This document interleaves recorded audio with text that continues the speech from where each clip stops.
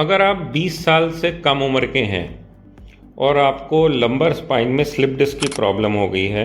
और आपको सर्जरी की ज़रूरत है, तो कौन सी सर्जरी आपके लिए बेस्ट है? अक्सर ऐसा देखा जाता है कि यंग पेशेंट्स जिसमें कि स्लिप डिस्क हो गई है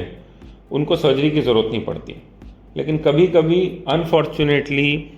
20 साल से कम उम्र के लोगों में भी स्लिप डिस्क हो जाती है, जिससे कि उनको पैरों में तेज़ दर्द हो रहा है, झंझनाहट हो रही है या दर्द हो रहा है और चलने में दिक्कत हो रही होती है। तो जब कोई यंग पेशेंट हमारे पास स्लिप डिस्क या डिस्क हर्निएशन या लंबर डिस्क प्रोलैप्स की सर्जरी के लिए आता है,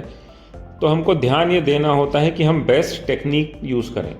बेस्ट टेक्निक इसलिए क्योंकि यंग पेशेंट्स में हम चाहते हैं ना तो मसल को डैमेज हो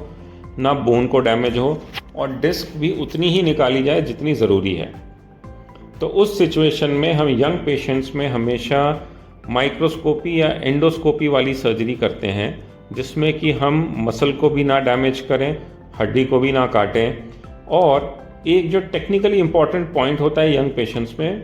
वो ये कि डिस्क का सिर्फ उतना ही टुकड़ा निकालें जितना कि ज़रूरी है। अगर हम डिस्क ज़्यादा निकाल देते हैं तो जो हड्डियों के बीच का कुशन होता है वो कम हो जाता है,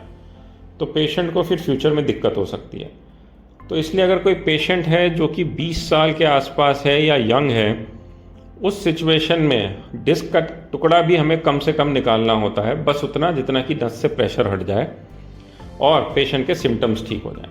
ये इसलिए भी ज़रूरी है कि यंग पेशेंट्स फ्यूचर में भागेंगे, दौड़ेंगे, खेलेंगे, जिम करेंगे, उनको ये सारी चीज़ें करने के लिए एक हेल्दी स्पाइन चाहिए। हेल्दी स्पाइन का मतलब ये है कि जो स्पाइन में कुशनिंग हो या डिस्क हो वो भी एडिक्वेट रहनी चाहिए, नहीं तो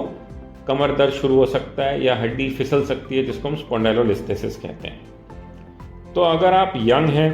और आपको किसी कारण से स्लिप डिस्क हो गई है और आपको उसकी सर्जरी की ज़रूरत है, तो घबराइए मत, इसका इलाज संभव है। और जिस टेक्निक से हम करते हैं उसमें हम ये भी ध्यान रखते हैं कि पेशेंट की जो फ्यूचर की लाइफ है उसमें भी पेशेंट को किसी तरह की दिक्कत ना हो और पेशेंट सारी तरह की एक्सर्शनल एक्टिविटीज़ भी अच्छे से कर पाए। Thank you.